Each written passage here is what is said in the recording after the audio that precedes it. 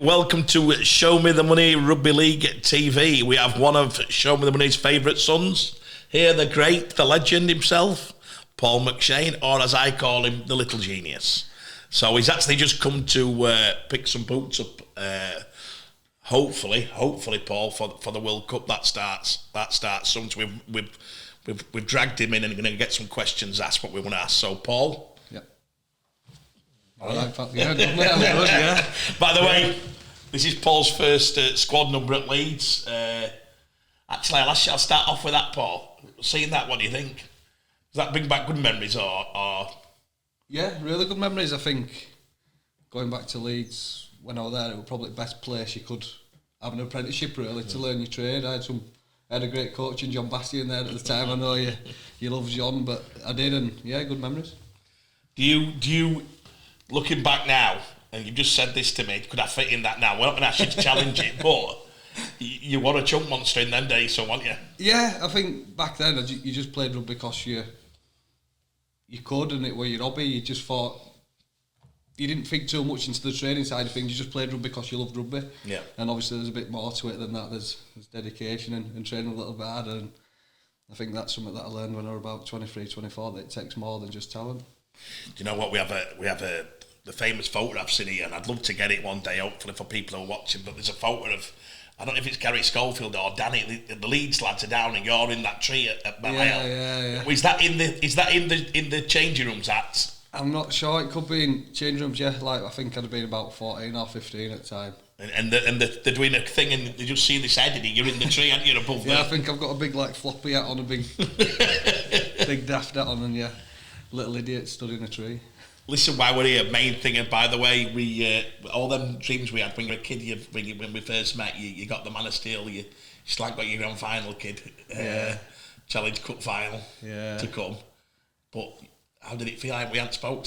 We've spoke, but like, come on, Man of Steel, how did just was that a build up of everything what you believed in that you could achieve something like that, and then after obviously Cas I think is it Gailey Anzac or is it they're quite a few. How did it feel? Probably surreal. I think when it were on TV, it showed the emotion, because I thought we'll go in there just to talk about the winner.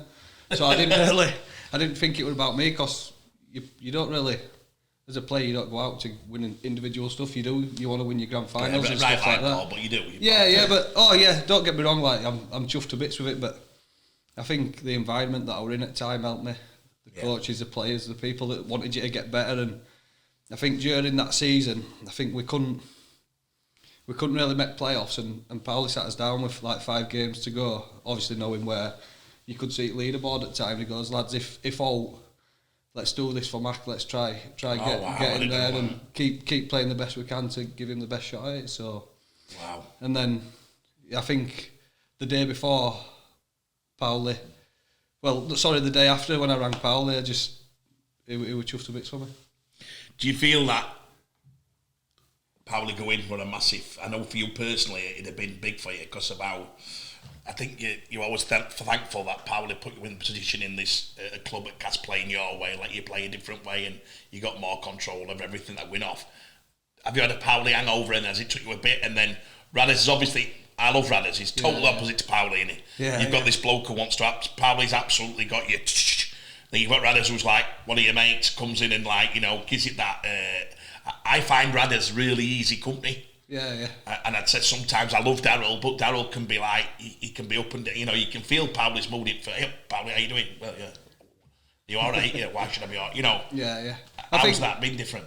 Yeah, massively. And I do think it's took its time throughout the year to kick in, and I think the time when I joined Cas, I needed a Paulie coach. I needed that bloke who'd put the time and effort into me and push me to be better. And obviously things change, and I think the change will be good.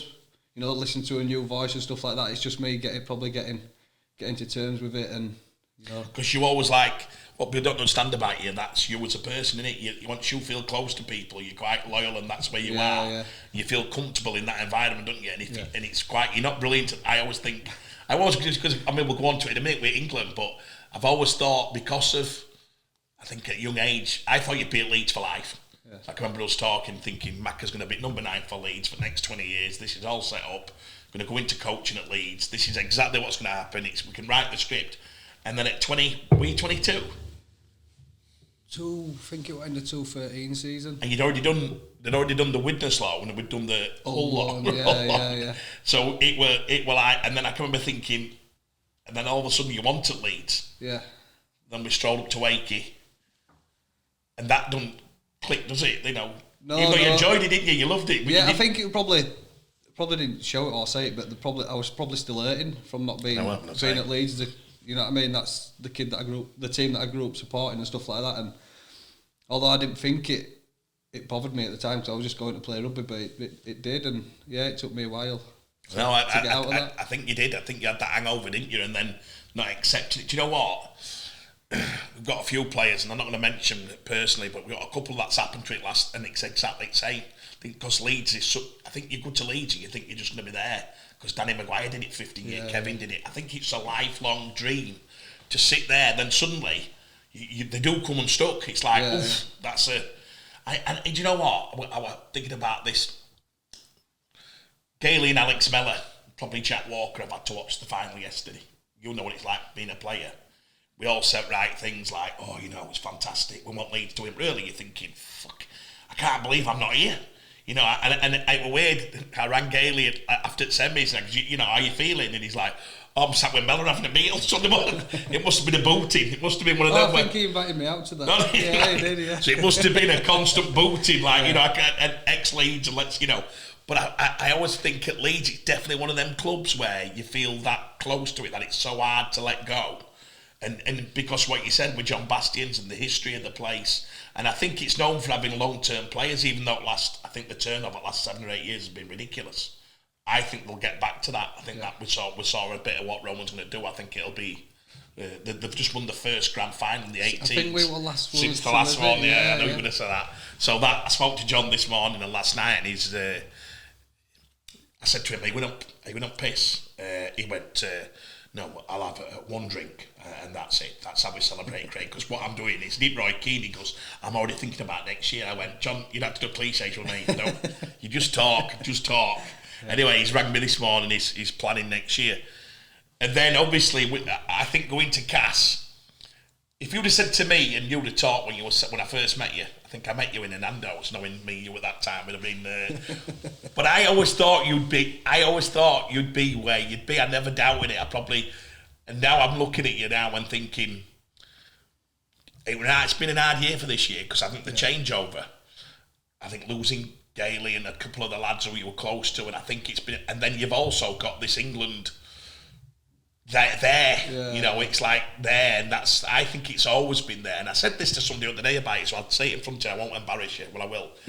I said if there's one player I thought was suited to take the top 4 international teams on, it's you, because you offer something different. You're not the normal pick and roll, or you're not.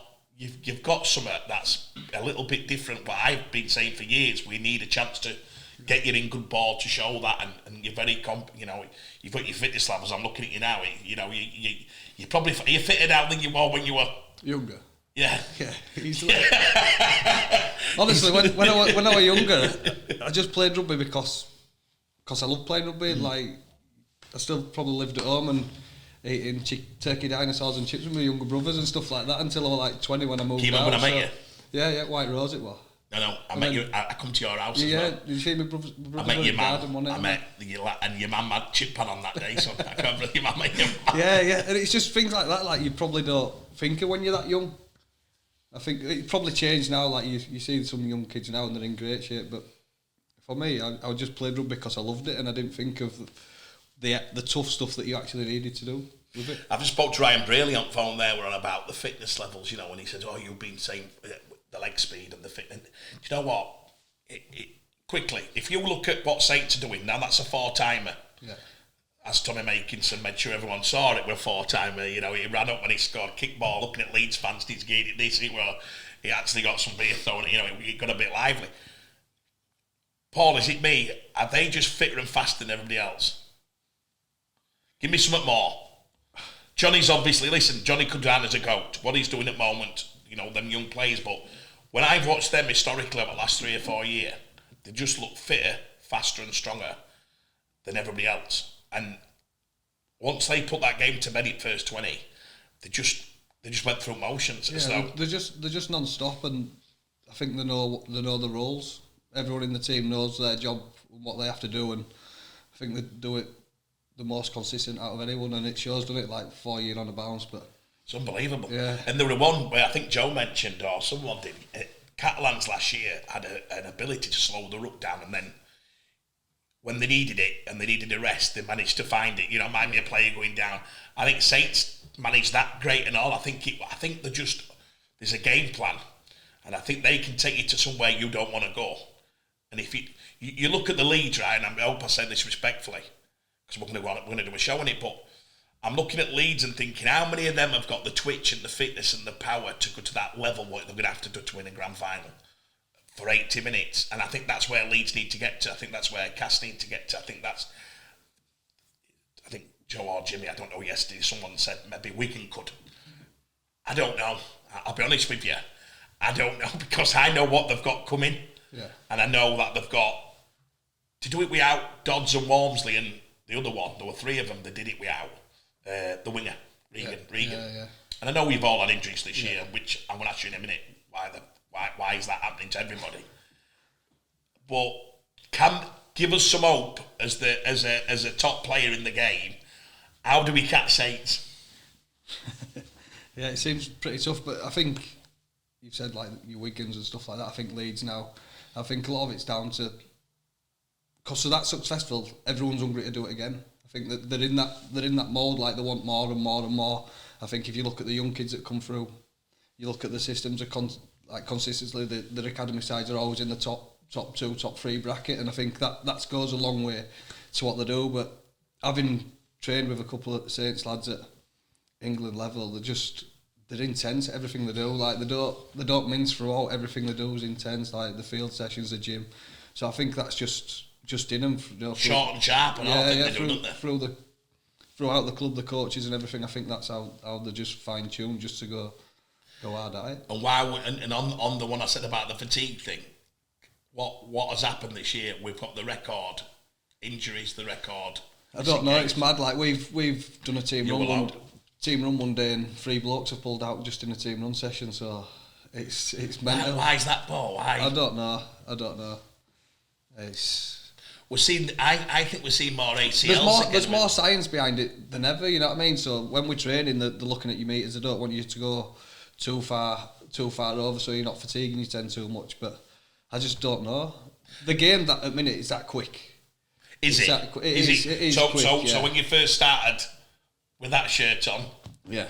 To how would that Paul have done in this game? I died after 5 minutes. That was hanging on for over 10 that I got on. But no, I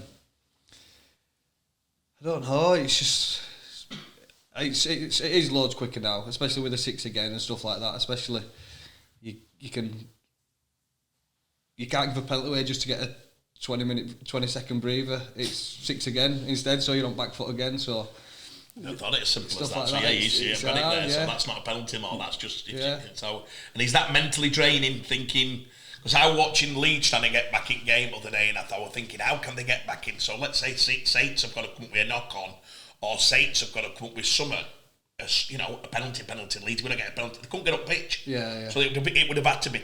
But Saints are not giving penalties away. I mean, or sometimes if you're in your own 20, you'll give a 6 again away instead of giving a 2-point penalty away. Exactly. You might slow that ruck down for 8 seconds. I think Saints you might gain 5 seconds then, and that 5 seconds is massive. Yeah, I think if Saints were coming out with yardage, you were coming out of yardage with a roll on, I think Saints would throw a penalty in there just to say, we'll take it there. Yeah. Ryan was saying this morning that one of the things that he thought Saints are very clever at, he said they're even clever at, is where you finish the set. So he said the one where the Leeds dragged somebody to touch, and Ryan said, did you not notice Saints players were like, Leeds were going, yeah. He said Saints players were buzzing. It were 3 metres from their back line. Yeah. They were actually in stitches, as if to say, we're not bothered. Like, we want you exactly there. We're all going to sit here and exactly want you. We've just had tea stopped off, so sorry about that. I hope we can. You know, the comp. This is respectful for Saints because there's a guy who comes on comments on our stuff, and he don't think we give him enough toffee. We 100% respect. I certainly respect the lads. Respect Saints as much as any club in the last 30, 40 years. What they're achieving at the moment is. That's another one. What we're achieving at the moment is you're in the GOAT talk now. Yeah. The great Leeds side, the great Saints side from before your Scullies, your Jointies, your Newies, the great Danny Maguire, Kevin Robb one. You've got the Wigan one who... Are these the best ever? I think they're in there with a shout, aren't they, to do 4 and a bounce. It's mad, isn't it? I think Sammy will get it later on, we'll do it, but this guy's put what they've achieved in the last 15 years, and it's the scariest stat I've seen. Yeah. And I think just with what they do as well, like, they do have people coming in and out, players 2 or 3 coming in and out, but they've kept the core and the people. There's so many players now getting testimonials at St Helens, which is, I think that builds your club, it builds your squad, and they understand what it means to represent that club, and I think them senior or leaders feed that onto the new players that come in, and they all seem to be buying into the St Helens way in how they do things. I'm reading you some out what Andy sent me, because I said we'd do something on it. This is Louis Dodds' dad, and he said, and it's a fascinating stat, which I can't believe. I think he's saying from the original, so we don't think there's a lot of change. Only 6 from last night, Saturday night, played in 2019 final.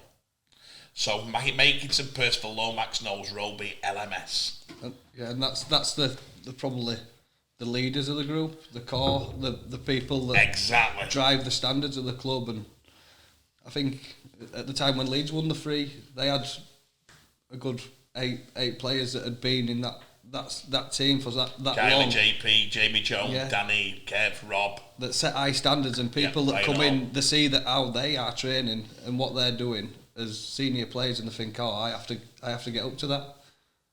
Do you think you can build that at Cas, Paul? I do, yeah. Like, when I come to sign my last deal, like, if I didn't believe that I could win something at Cas, I wouldn't have stayed. No, like, I want to win something with Cas, and I do believe it. I think we were practicing your French for 3 weeks. but at times last year, I think we showed on his day we can beat anyone, but we don't need on his day. It needs to be a consistent thing.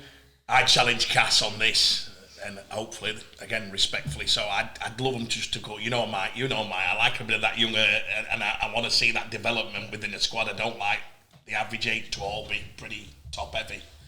You've just signed reputedly, if it's true, Gaswinnip and Milky. That takes that average age. So I think it's, as a player when you're 30 odd, you think, I don't give a shit, I've only got 2 years, I want to try and win something with this group. And I get it. I thought I watched Brian Mack yesterday. We both know Mack well. Max admitted, I think on Stevie Ward's podcast 3 years ago, I prefer, and I'm more comfortable with an older player. I feel I'm better suited to that than managing than developing. And I just think Cas, I'd love to see him, because what a catchment area, Paul, for players. Like, what a catchment area. Yeah. And I just hope, I've got a young lad, I don't know if you've seen Hugo. Yeah. It could be anything. It really could be anything. And I know he's coming to train with us next year. Is he? Yeah. Well, he's got something, and I'm looking at him. You've got a young hooker. They're all talking about George, and then obviously Kane. And you're looking at bits and bobs, but I'd love that to be. I know Danny and them are working on it, and the Radders, and I just hope that they do that, because you just said something that people outside the game find simple. Well, it's easy. Keep core at players, have a great youth system, and add a bit of sprinkle.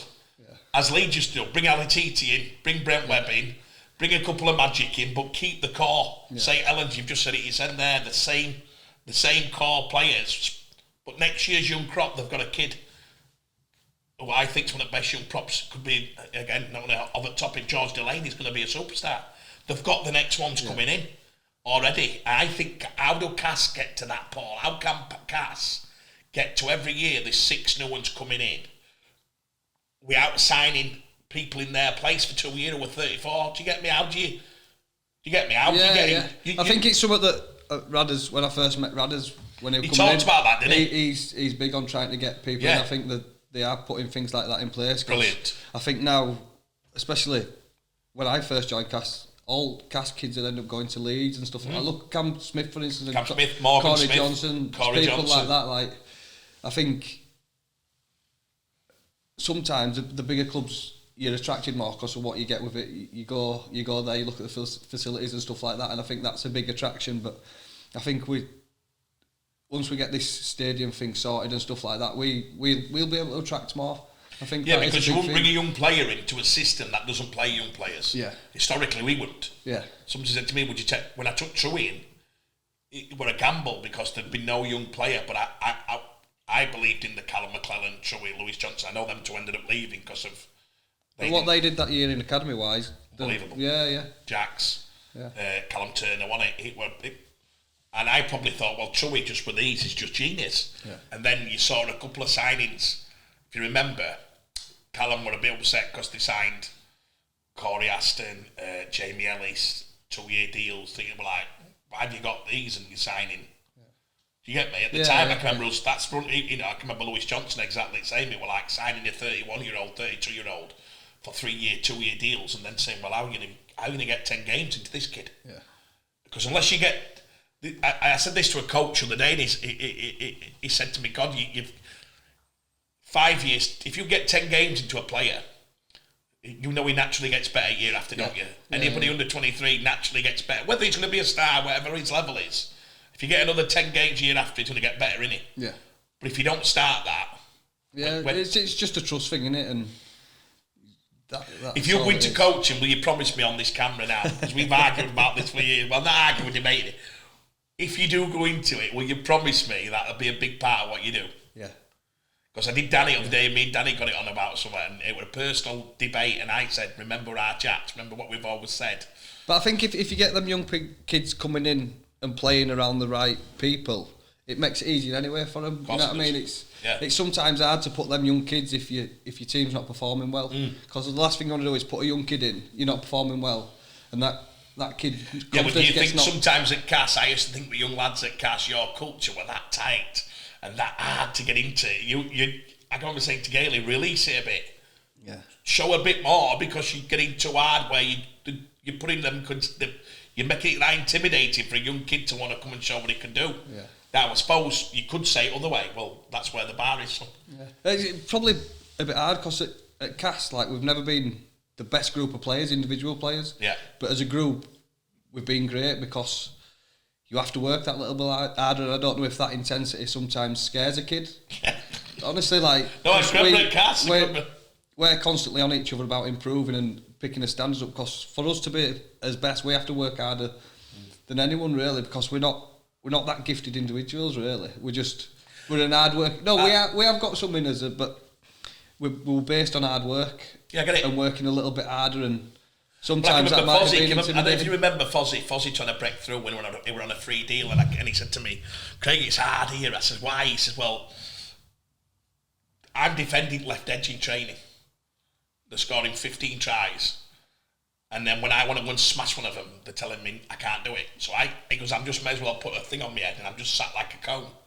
And I said, well, the deal is to try and get on the other side, and you're reaching Leeds and you're sat, you know what I mean? And eventually when he got there, but it took him, I can remember it taking him months and months, and he found it so frustrating. He was like, you are just a cone, because Darryl, you're not letting us loose with them. I think he put a shot on Shenny in the rel on, it was like, oh, you can't do that.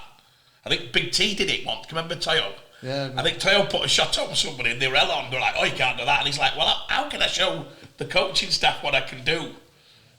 And I think that happens a lot. But I think at the other clubs, it's quite encouraged for that young player to do that.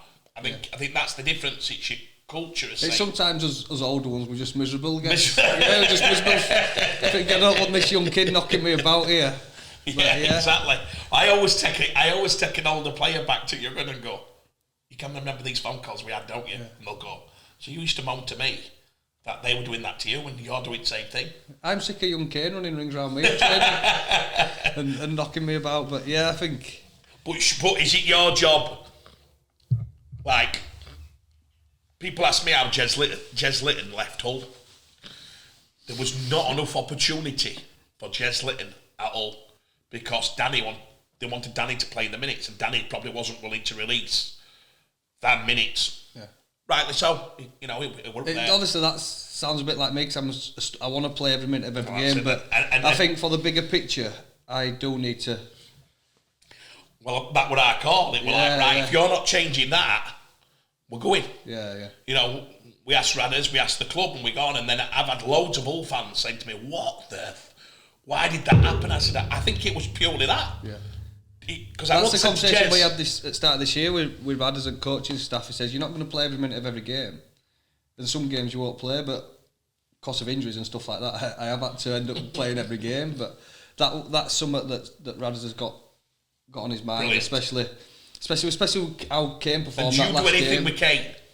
He were on a loan a lot this year. No, but you. So my argument with I said to Jez once, how much does Danny do with you? And he said, we don't do it. Yeah. And I went, oof. I think I need to do more with Kane. Right. Especially, yeah. Because that'd mean. But I think this year, I think I had more frustrations with my own game. Got you. Once I would, sometimes some sessions were done, I'd be done. Like, I was that frustrated with myself, and it's probably the difference you could make to a Kane is whether he could make the difference. One word off you makes. I have them young lads when they say Paul said this, you won't believe the difference. Did Breris ever give you out? Yeah, loads. You know he did. Yeah. You know what I'm saying on that? Yeah. I can remember you saying to me, he was willing to give a little bit back to help the younger player. I think that's the big thing for all the games. Right, moving on to England. Come on, Paul. Yeah. We get to know the squad next week. Is that right? Oh, possibly, yeah. Or not the train-on squad, but the actual. How many? Yeah, there's a couple of us training together at the minute. I think last week there were 8 of us, and there's a couple more coming in this week. So the numbers are rising, but. And as an England fan and as a rugby fan, I get a lot of the last 2 weeks, and I want to say this as honest as I can, all I've got of people is we haven't got a effing chance. Even Tonga somehow were missing their squads. Aussies will be this, New Zealand have got strongest squad. And I end up getting depressed listening to people about our chances and how we are as a squad. And when Walmsley dropped out, what we're going to do? It's like the end of the world. And this has dropped out. He's dropping out. He's on about dropping out. Give us the mood inside the camp. Just confident. I think whenever you listen to Wayne talk about England and stuff like that just the passion alone, what he speaks about being English and playing for England means, and everything we're talking about is winning a World Cup. We're not worried about trying to win a World Cup. It's all about winning, and that's his focus. So whatever we're doing at minute, it's 100% and going for it.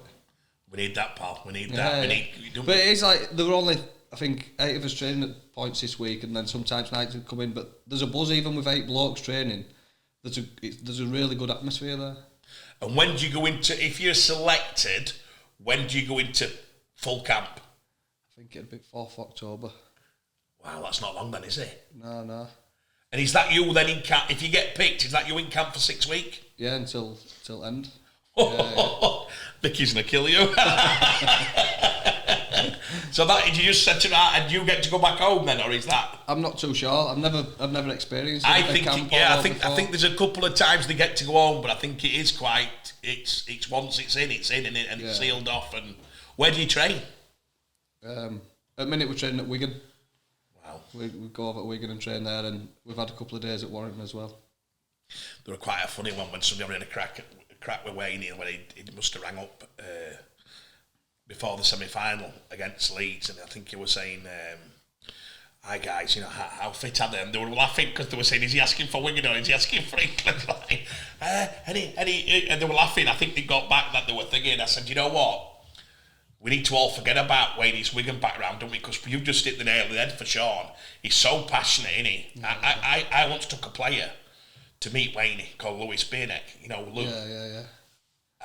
And I think he scared Lou to death. I've never seen he delivered this passion and how he should play the game. And I think his last words were, if you don't sign here, it's because you don't want it. And I don't know whether at the time, me and Lou, you look back and you go, well, did he have a point? But it was, to me, it was the full job, you know what I mean? Let's do this, let's do that. I think we're going to need that. I think we're going to need it because if you look on paper, we are going to be up against it. I think, but we're in our country. If the crowd get, do you know what? I watched England get beat by Italy the other day, and I was watching it. I was thinking, God, and they're putting Putin to Southgate. You know the game. We were all cheering Southgate till we, won't we? It's the best time the country's had. Southgate semi-final, whatever it was. You've got to get a good start. They've got to get a good start, haven't they? How important is that? Is it the Samoa game or the top? Yeah, we played first game Samoa at. Is it St James's Park? Sam, check that. Well, that's sold. Is that the one that sold out? I'm not too sure. Somebody said the St James's Park sold out, so it's England Samoa. We would win through. We're going to do their squads today. A little bit on the squads. They've just got that Penrith half of that lot, haven't they? Yeah. He's opted out of Australia. Yeah. So that, for me, it'll be the most important thing of everything. Because they'll all back you. Everyone backs England, but they need to get up. They need to believe that there's going to be a roll on here and a chance, isn't there? Yeah, 100%. And you don't want to go into your first game and lose it, obviously. So the main focus is going in and winning that. What's your personal targets on that? Tell me, who's... So there's you in the camp, hookers, they could be available to... I think we've got a fair competition for nines this year, and, you know, it's... I think it'd be... Do you worry about you not having your best year? I'm saying that as your mates. 100%. Yeah, 100%. Do you think, oh shit, I have not had my best year, whereas we all know Wayne, he love you. I know it anyway. I don't know how I did it. Probably over the years I've heard him talk, or people have said Wayne, he likes Paul. Yeah. You've had your Man of Steel year, you've had a bit of a, let's just say, not as strong year. Well, but he's kept so loyal to you, and I love that. I love that. Loyalty to me is coaching. Yeah. I think last year, we went to Challenge Cup, didn't we, with Cas? I still had a fairly different year, but this year it's just been a frustrating year, and I think it is, like, there's a bit of doubt in there now, 100% from playing probably too much half this year when I didn't want to play half, and you know, just not performing to the standards that I wanted. Well, when you played the game from this year, against the Exiles, I thought I was like watching you, thinking he started a bit nervous. Yeah, well, because I wasn't used to that role, and I knew it, and then you started to get it, and I was like, come on, Paul, like this is. And I reckon, I actually believe this from my heart. I reckon Wayne is one of them who, when he's got faith in you, I think he's willing him like we are. Like, come on, Paul, deliver what we want you to deliver. Because I don't think he thinks one of the key opponents will be you. I think he thinks you are that chirpy character in your face. Because let's be honest, we're not to compete with these teams that are coming over. We are going to have to be confrontational. We're going to have to be a bit different, aren't we? We're going to have to get in the faces and absolutely make it a tough competitive as you can get, really. Can we, pack-wise, Paul, go against them? I think what you've been talking about is having leg speed and stuff like that, and I think we've got that pack-wise. I think if you look at some of the players that could be in there, Matty Lees, Morgan Knowles, Radley, Big Mick, people that can get off the line and put the body on people, and not giving teams chance to breathe or to find the comfort zone in a game. So I think we've definitely. And if we can get that with back five, so let's just say, I think is Tompkins still in?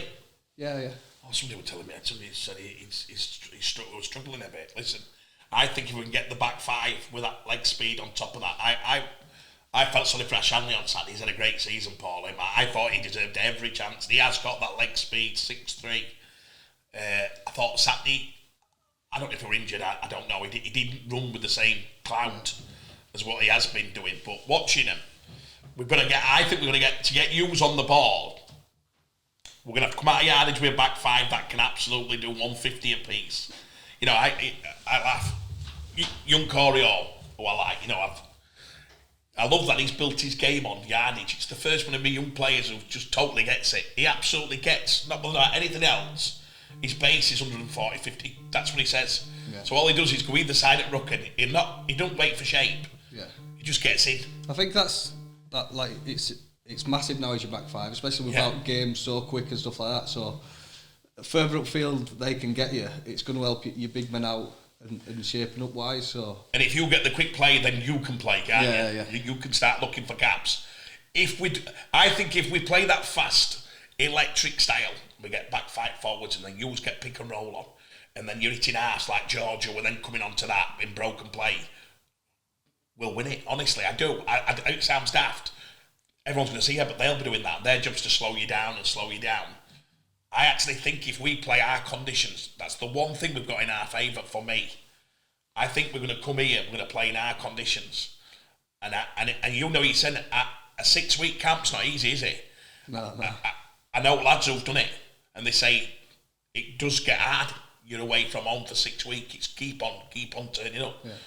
I think it's quite hard for people to arrive in England, and then, you know, some of them you see historically, they'd be at Queen's Hotel, the Aussies would be on B. You know, I think the way they balance the tour, if you read the books, Paul, we're on the piss and enjoying it and going Dublin. The Aussies always go Dublin before they have a bit of a.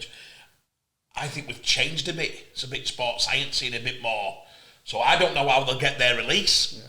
So imagine you being in camp for 6 weeks and not being able to go for a bit of a jolly, or I don't like. The longest I've done is a week's camp. That was like last year leading. And how did that feel? Yeah, it's intense. Like you're up and doing your job, but I think as coaching staff had a really good balance in what we did, and I think the stuff that we did the previous year going into this year's Combined Nations week, I think it paid dividends with. Because how do old school, Paul? How do old school do Xbox? You walk into a room, right, and there's Xbox on, and the playing pool, and the this, and you've never been a drinker, have you? So you've never been a drinker, really, have you? But that you haven't got into that culture as such, or just doing things away from it. But how do old school sit when 19-year-old kids online and you're thinking, what's he doing? What's he? You think you can take them on, so you jump on there and you embellish yourself.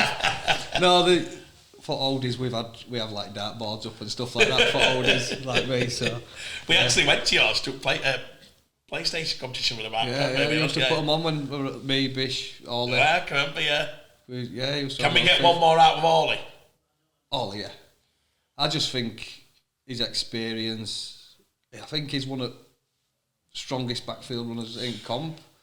I travel with Ollie, but it's nice to travel with him. Forgetting how. Do you know what? I'm going to give Ryan some toffee here, because I think Ryan. I know Ryan quite well, but he always looks at me a bit, because I'm probably quite honest in my views. And I'll be honest, when he came to KR, I thought he's come for vacation in Hawaii. I thought he'd just come to cash chips. Honestly, after Roosters, I thought he's come here. He's absolutely reinvented himself again, and I'm like, we don't respect him enough. We sit with him at Leeds now, and he'll come with Billy and the lads. But I watch him and I keep thinking, he's probably the best winger of all time. He's got to be the penny. But he's so unassuming, isn't he? Yeah. He sits there. Mind a Fire a month and a half ago came to Leeds, and everyone's like, legend of fire. Don't get me wrong. All this sat next to you, no one just sits doing his thing and just looks at you, and I'm like, but this kid's potentially, he's 23 behind Danny. Yeah. I think top try scorer of all time. He's in his 15th year. And this kid come for a trial at Leeds, didn't he? Or did he? John Baskin saw him scoring 2 tries. Late, he was playing open age at Hulton, and he got signed open age at 18. And this kid's now, I say, he's the GOAT, isn't he? Yeah. If all he plays this World Cup, he's probably played in 3 World Cups, 6 Grand Finals, played in Australia. He's probably ticked every single box, and he's still sat there, the most unassuming guy at Leeds corporate. Yeah. I hope he does, because I think that if Ryan gets them legs going, we've got Tommy Mack on the other side. Yeah. Or not? Yeah. How many wingers are we taking? I haven't got a school to do. But I think if you get that type of, like I said, that back line, along with the pivots, as an hook at last question, if you get your chance to play for England, and we do get on front foot, a bit of a thing for all young halves, because we're always trying to work with halves. What's your job, Paul, to make an half a better player? Because I'm trying to find, we talk to hookers a lot of time, modern day games, pick and roll. So more players are wanting to do, not just Brad Dwyer, but a lot of people are looking for that fit. I think Roby brought it in, if I'll be honest. My hero was Kieran Cunningham, right? Yeah. Kieran could run, it were only 4 metres, he'd put you in next side. You won't see Kieran 40 metres and picking and rolling and picking. The half-backs historically, you and Gailey used to fight like, Mackie, give me that fucking ball, stop taking short side. Give me a ball, give me early ball. Has the role changed in the 15 years you've done it? No, I don't think so.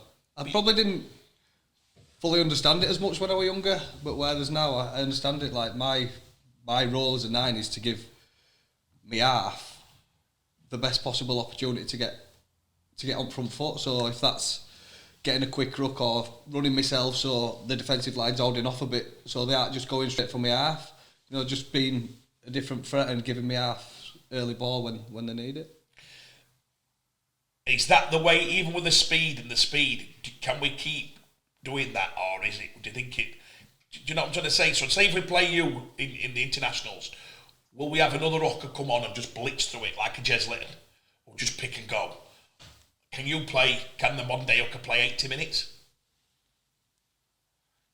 Yeah, it'd be a big ask, especially in a World Cup. It'd be a massive ask, but yeah, I think you can. I think if you look at what the Aussies do, their 9s play big minutes. Yeah. So yeah, but I think it's what you want. Sure. When I used to watch you as a kid, I'd never forget that. I'd love you to teach it one day on here. Have you seen what we've built over there? No. We built the training floodlights and all. Oh, have you? Yeah, I watched it. But I'd love you to do, because you were taught as an hooker that thing you do off floor with your legs. I can only remember seeing all the old hookers do it, but none of modern young hookers do it. Tom Inman does it. Tom Inman actually one of the most young ones I've ever seen. Your plant, you think of ball. A lot of them just come up when I used to take piss out of I'd say, I'd pick sand out of grass. Yeah. Who taught you that? Was that natural, or were you? Just natural. Because I was always a 7 as a kid up until 16, and then signed at Leeds and changed me to a 9. So yeah, just. But if you were teaching Kane Robb how to pass ball, what would you teach him? Your version, or just get it out there as quick as? I don't know. Probably how I feel comfortable doing it, which sometimes probably in what Kane would be comfortable doing. You know what I mean? Right, yeah. People are different, but with what I'd teach most is getting your pass right. Really, it doesn't matter really how you approach it, as long as your skill's good and you're giving good ball. Then. And on average, a young player watching this today who gets to see McShane, Paul, and how do you?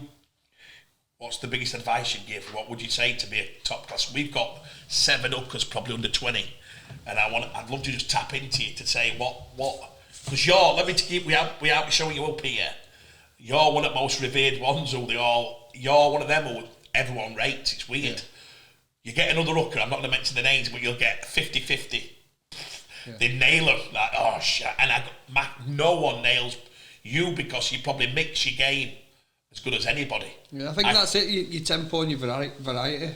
Like your tempo, if you're approaching ruck, like you don't want to be at a ruck too early, stood behind ruck where you're just looking at a ball because you can't see what's going on either side at defensive line. So it's, for me, So don't rush to ruck. I won't rush to ruck. I'd just amble in and so I can see what's happening either side if they've lost a number or stuff like that. I think probably just a little bit of deception in there. I don't think you need a massive bit of deception where you play. If you're showing right, showing right, you don't have to do a big dummy to show right to come back left. It might be just a body feint, just a little lean, just for that one step. Then you go back, and then you're getting people just a bit off guard. What about? We used to love your kicking, and they all stopped you kicking for all them years. They didn't encourage you to kick like you did. I felt when I watched you in Scotland 26 points as a kid. You were kicking ball all off it until it halves. You just took complete control, and then you've had to readdress that. And I don't think you're kicking off. But that's probably not my full job responsibility. I think I do it now when I feel I need to, or if I feel like I've got a good opportunity. But I've got my halfbacks there. That's their main. You've changed, you bastard. Yeah. You've absolutely changed. That's genius. We used to dispute this all the time, and I used to think, I can remember when we said. I do feel like I could help my team out by doing it more. Yes. Especially on the quicker front foot plays. Yeah. But yeah, I think.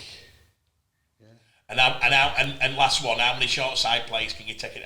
Come on, Paul, give us some hope that we can still play short side, and we can still do short skills and get away with it. I know. Danny said when he went to OKR, he couldn't believe Sheensy's going, jeez mate, take short side, let's play short skills and get up there, whereas we daren't do it. Yeah, because the thing is with a short side, if you... Just explain what short side is to people. A short side, say if your touch line's here, you've got your tap line, your scrum line. if anywhere from your scrum line to your touch line, if you've got 3 attackers and 3 defenders there, 9 times out of 10 that short side don't come forward. Yeah. So if you have a little feint infield to come to your short side, it's someone coming onto the ball. That's probably a passive defensive line. Oh yeah.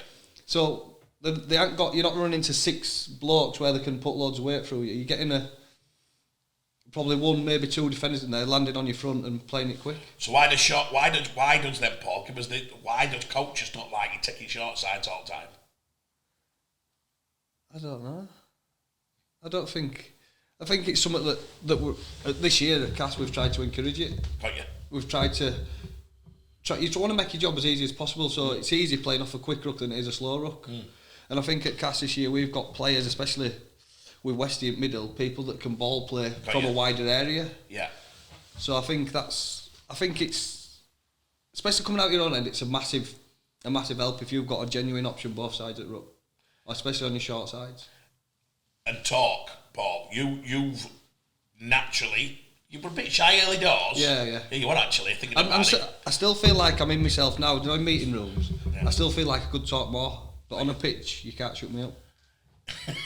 And is that what we were on about this yesterday with that young laugh? We met a young half who came to see us, and he's a quiet lad, and we're on about how much communication means.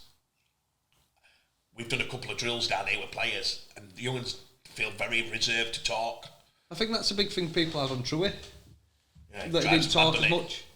But for me, I know that even if Truey ain't talking, if I throw him ball, I know that he's got enough ability capable to do something. Yeah. It's just probably understanding people around you. He went for his first. Obviously, it's out there about Truey in it, so we can talk. But he went for his first meeting with Hull. Just went along to say hello, and that's what come back. And I just couldn't stop laughing. Like they said, he's walked around and not said a word. And I said, no. I hope Radders do it again, don't mind. Radders rang me for 6 weeks and he said, mate, I don't know if I'm getting this kid. And I went, no, he loves you. And he couldn't believe. I said, no, you wouldn't last year. Oh, we're not good. I said, no. So I said the same to Hull. I said, no, are you kidding me? True. So I text True. I said, how did you find Hull? He goes, oh yeah, loved him, mate. Best place ever. I said, that's his way of enjoying it. He won't tell you, but he's... Yeah. Right, top man, Paul. No, Thank you very much. Thank you.